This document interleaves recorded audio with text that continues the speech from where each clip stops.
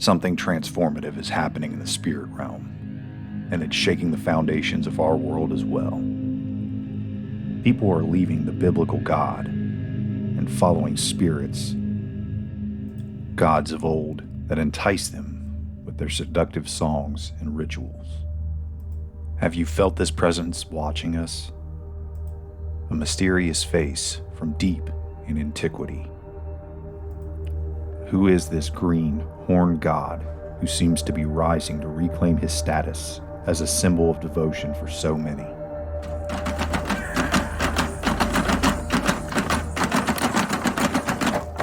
All hail to the guardians of the Eastern Watchtower. And I'm the High Priestess. Blessed be the ancestors. To be a witch is incredibly relevant in today's society. I cast the circle hand to hand. We kind of work a magic together. There's no devil worship, only a love for the goddess of creation and inspiration, along with the antlered god of all things wild and free. Now, with a strong belief in what goes around comes around, we can say that there's never a need for black magic.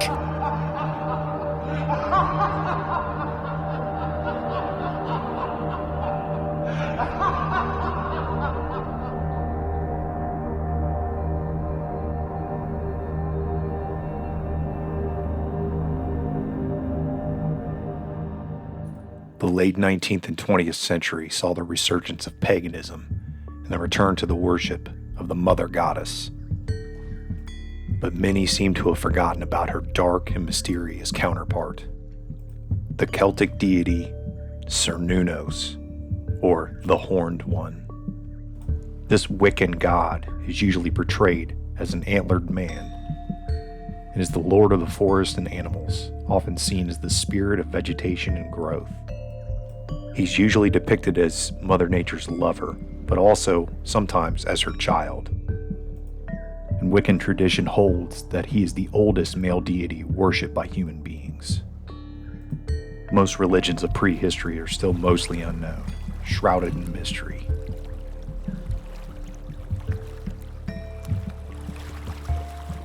But in the mid-19th century, this elemental symbol was pulled from the abyss. Cernunnos and the god Pan became popular among poets. Pan, of course, being a Greek version of Cernunnos, being half man, half goat, a wild man of the woods, and a sort of trickster. Their rise in popularity almost 200 years ago has given birth to modern-day Wicca. And many of Pan's features were attributed to the Christian devil, having hooves, horns, and goat legs. I think it's worth mentioning that according to Greek mythology, he was the grandson of Saturn, or Satan, and his legend speaks of him being emotionally volatile and being truly terrifying when upset.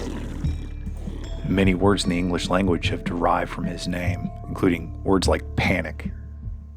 And in John Milton's epic poem titled Paradise Lost, he named the capital city of hell as Pandemonium.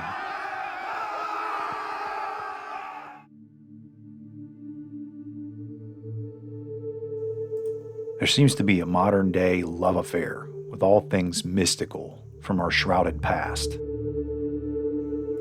One of the most strange and mysterious symbols and motifs found in architecture and art of the Middle Ages is that of the Greenman.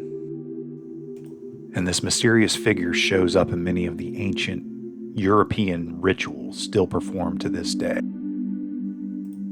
He's usually depicted as a masked man clothed in leaves. He seems to be some sort of anthropomorphic manifestation of the spirit of nature. Many pagans use poems to invoke and call out to the spirit of the Greenman. His likeness is used in many rituals also, where a wicker man covered in shrubs and greenery is burned. Some writers suggest that this is some type of surviving remnant of ancient traditions of human sacrifice.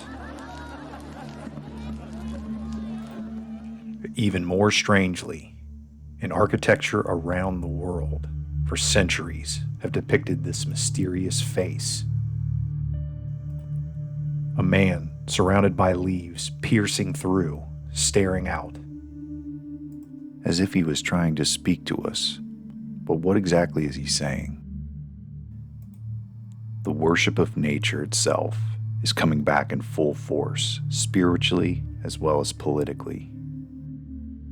When humanity really wants something, our Promethean powers of invention are quite amazing. When we have to do it, then we do it. Necessity, the mother of invention. We crack it. And look at what the UK has done with coal-fired power stations. It's a big problem around the world. I'm massively sympathetic to countries that are still relying on coal, but there are alternatives. It hasn't been a particularly windy year, but we must propitiate Aeolus, the god of winds, and sacrifice a goat or something and get it. But lots of goats in a humane way, obviously.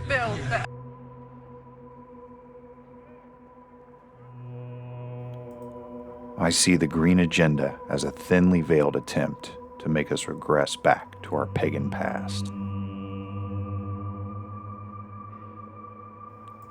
These elemental, horned green gods are the embodiment of sinister forces. The green man seems to be reawakening and roaming the earth with ferocity and a specific vengeance planned for the entire world.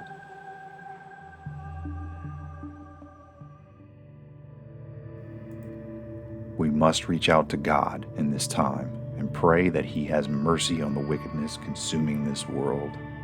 It's time to wake up.